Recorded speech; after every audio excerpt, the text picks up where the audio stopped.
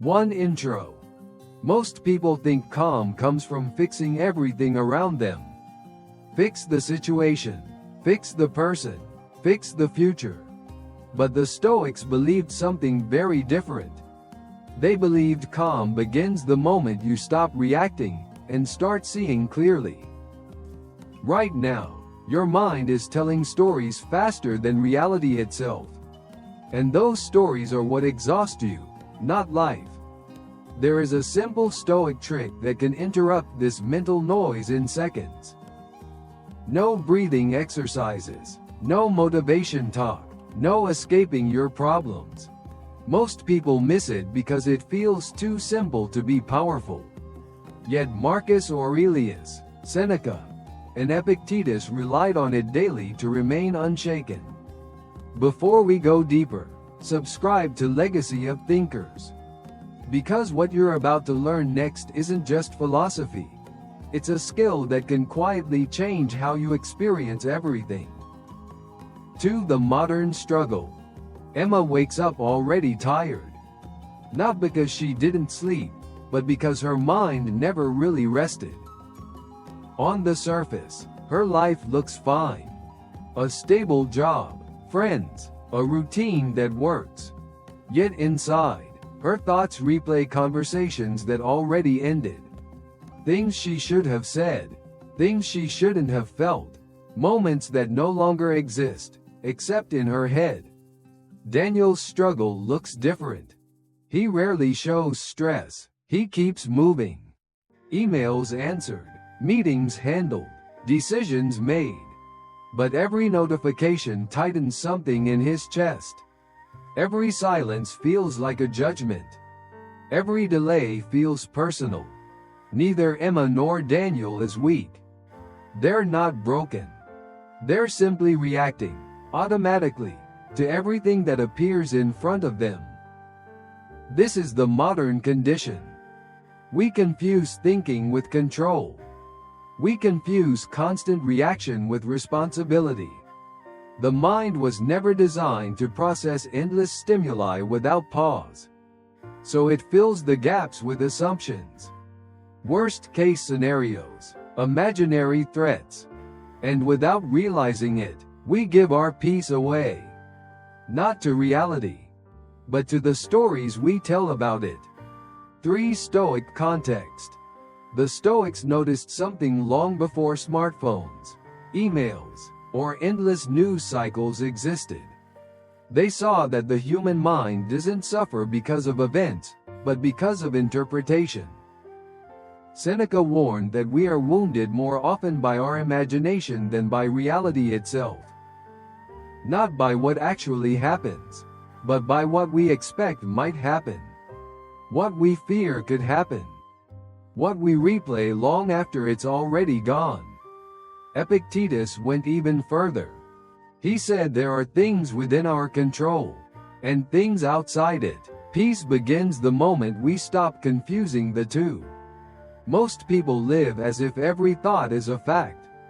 As if every emotional reaction deserves immediate obedience. The Stoics trained themselves to pause, to observe the thought before believing it. Marcus Aurelius practiced this daily.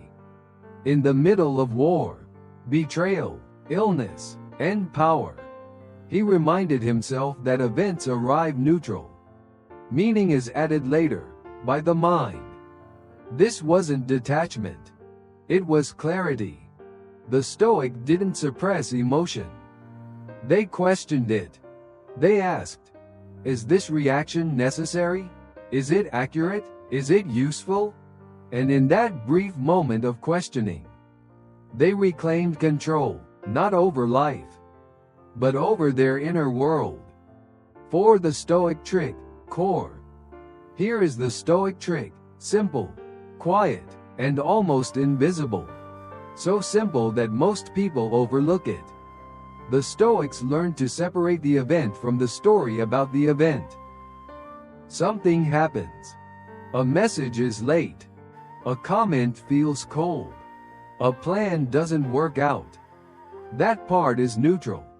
That part is reality. What comes next is optional. The mind rushes in and adds meaning. They don't respect me. This is a disaster. I'm failing again. The Stoic pause happens right here. In this exact space. You say, silently but clearly, this is the event. My judgment is separate. Not to deny emotion. Not to suppress reaction. But to slow it down long enough to see it. This pause can take 2 seconds. Sometimes less. And in that pause, something powerful happens. The emotion loosens its grip. The body relaxes. The mind regains choice. You are no longer inside the story. You are observing it. This is why it works so fast. You're not fighting thoughts. You're stepping back from them. The Stoics understood that calm is not created by force. It emerges when reaction loses urgency. That's the trick. Not control. Clarity. 5. Why it works. This works because your brain reacts before it reasons. Long before logic arrives, the nervous system has already decided whether something feels like a threat. When a message is delayed, the body tightens. When a tone sounds cold, the chest contracts. Not because danger is real, but because the mind assumes it might be. The Stoic pause interrupts this automatic loop. By separating the event from the story, you stop feeding the nervous system with unnecessary meaning. The body receives a different signal. This is not urgent. And when urgency disappears, clarity returns. Most people try to calm themselves by changing thoughts. The Stoics did something smarter. They changed their relationship to thoughts. Instead of asking, is this thought positive? They asked, is this thought required right now? That small shift reduces emotional momentum. The heart rate slows. The breath deepens without effort. The mind regains distance. This is not suppression. Suppression traps emotion. This is observation. Observation releases it. The brain cannot sustain fear without belief. Once belief weakens, fear fades on its own. That's why this method feels instant. You're not fixing life. You're removing the false alarm. Calm isn't created. It's uncovered. 6. Application in daily life. This Stoic pause is not meant for quiet meditation rooms. It's meant for real life, when things move fast. Before you respond to a message that feels dismissive, pause. Notice the urge to defend, explain, or withdraw. That urge is not truth. It's momentum.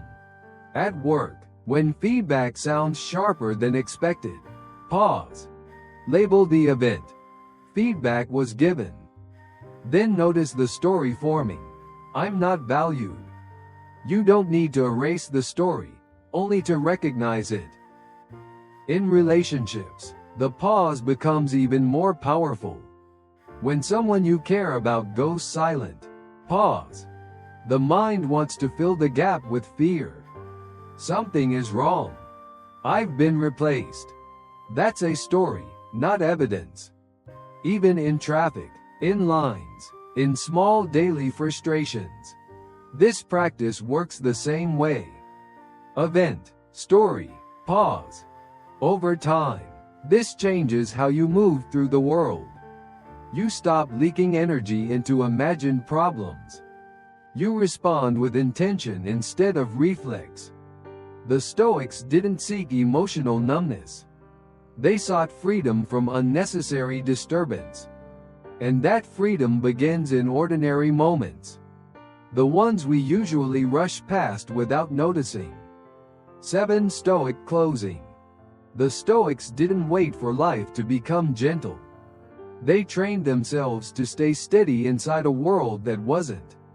They understood something most people forget. You don't have to control the storm to find peace. You only have to control what the storm is allowed to do inside you. Every day, life will offer a trigger, a delay, a tone, a disappointment.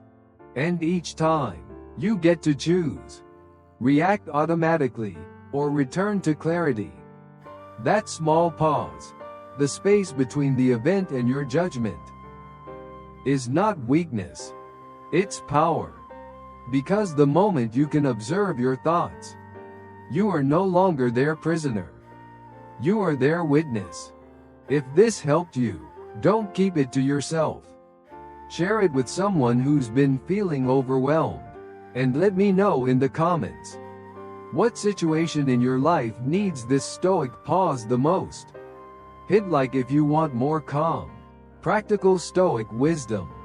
And subscribe to Legacy of Thinkers. Because we're building a mind that can't be shaken by noise.